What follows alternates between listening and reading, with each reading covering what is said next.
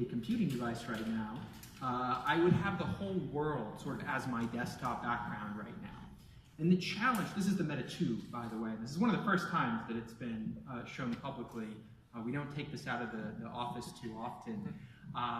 We did show it at TED and a couple other places, which is cool to check out and kind of learn about why we exist and sort of the neuroscience behind it. But the challenge with these technologies has really been that we are limited by the dimensions of our screens, right? Most of you are looking at screens right now, whether it's a phone or it's a laptop. And these dimensions of our screens, whether it's a box on our desk or a rectangle in our pocket, are tiny compared to what we can see as humans. And that's not the worst part. The worst part is we're limited by the flatness of these devices. None of us are flat. We're all 3D creatures. And if we want to reach out and grab something, we grab it and we move it around, and that's very natural. Our computers don't work that way. We're using metaphors. You move a mouse moves on screen, right? We want to kill the metaphor, but not the metaphor. We want that to be very successful when it comes out. That's my cheesy joke for the day.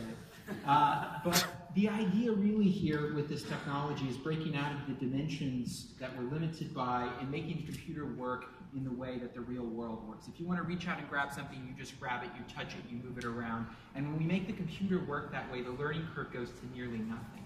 And what that means is the easiest to use computer that's ever existed in the world, and this is not all just sort of AR for the sake of AR because it's cool. This is AR because we believe that we can create the most natural machine that has ever existed in the history of computing, a machine that will conform to you and become a natural extension of you as opposed to you having to learn how it works. It's much more similar to how the real world works than any digital device that we've ever used before.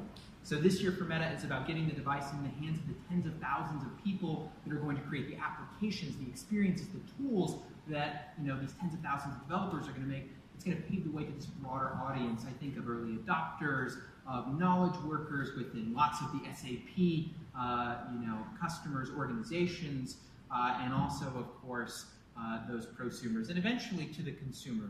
I think we're 5 or so years away from a strip of glass over our eyes that has all the compute on board that can deliver an incredibly high fidelity experience that's so good you won't need or want your laptop, your TV, your desktop, or any of these mobile devices we have today. We can put all those applications into the device that lives right on top of our world, and if you want something that resembles that, you can run an application or a tool that does that. But the idea is not to put Windows on your face or Android on your face. It's to create an entirely new spatial operating system and, of course, the hardware that goes along with it, which hopefully will disappear. And this is all guided by neuroscience, coming up with what's the easiest way for humans to interact with computers and then evangelizing those guidelines to developers so they can create applications that really take advantage of this new way of interacting with the digital world.